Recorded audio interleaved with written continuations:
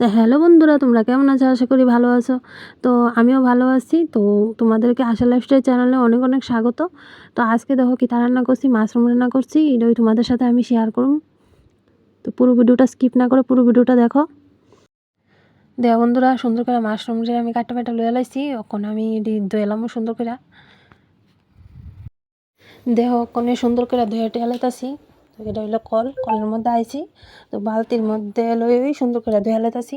তো সবসময় তো শুদ্ধ ভাষাতে কথা কই, মানে আজকে আমি আগরতলার মধ্যে আমরা যে ভাষাতে কথা কই ওই ভাষাতে আমি কথা বললাম তোমার সাথে।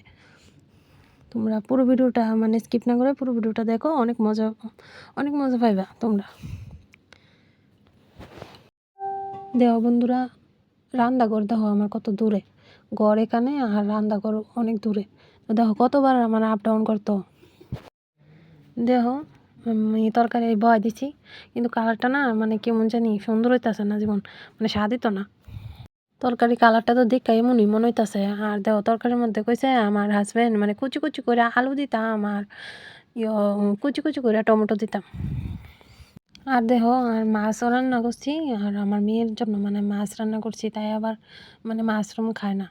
তো পাতলা করে আলু দিয়া মাছের ঝোল করে লাইছি। তো তোমরা কারা কারা খাইবা তাড়াতাড়ি আয় পড়ো আমার বাড়ি, তো আইলে খাইতে পারবা। আর ভালো করে তো রান্না টান্না পারি না, রান্নার লেগে যে বয়া খায় আমার হাজব্যান্ড ডেলি বয়ে, ভালো করে রাঁধতেই পারি না আমি। আর যেদিনকা ধরো না আমি প্ল্যান করে রাঁধুম যে আজকা আমি ভালো করে রাঁধুম, এদিনকা তরকারি জীবনও স্বাদ হইতো না।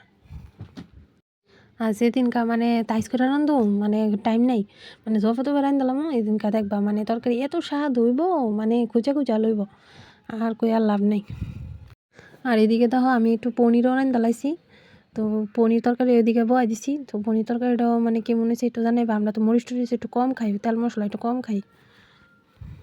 কয়েকদিন ধরে আমি ব্লগ দিতে পারতাছি না, একদম টাইম পাইতাছি না। তো কালকে রাত্রে অনেকক্ষণ বইয়া বইয়া আমি ব্লগটা বানাইছি, এই নিমকির ব্লগটা বানাইছি। আজকে সকালে আমার মোবাইল আছে না মেমোরি ফুল হয়ে আছে, তো ডিলিট করছি, যে আমার ব্লগটাও ডিলিট হয়ে আছে। আর কি তা কম, আমার পুরো মাথাটা নষ্ট হয়ে আছে। এরপরে এই ভিডিওটার লগে এটা একটু অ্যাড করে দিছি। আর কইও না যে ব্লগ বানাইতে যে একটা কষ্ট জানুনি, অনেক টাইম বের করে ব্লগটা এডিট করতো, তারপর আবার অনেক কিছু করতো, এক হাতে মোবাইল ধরো এক হাতে রান্ধো, অনেক ভেজাল। পরিবারের যদি কেউ সাপোর্ট না থাকে তাহলে এমনই এত করে ভিডিও বানাইতো আমরা। লাস্টে দিয়ে একটু ময়দার গুল্লা আসছিলো, তো ওইটা দিয়ে আমার মেয়েরে দুইটা লুচি বানাই দিছি আর কি। তো আমার ব্লগটা কেমন হয়েছে একটু কমেন্ট করে জানাইও। যে কষ্ট করে ভিডিও দিয়ে এডিট করি, তারপরও আমার ভিডিওতে কোনো ভিউজ নাই, আমারটা শুধু আমিই জানি, কোনো কিছুর সাপোর্ট না থাকলে। তো তোমাদেরকে অনেক অনেক ধন্যবাদ।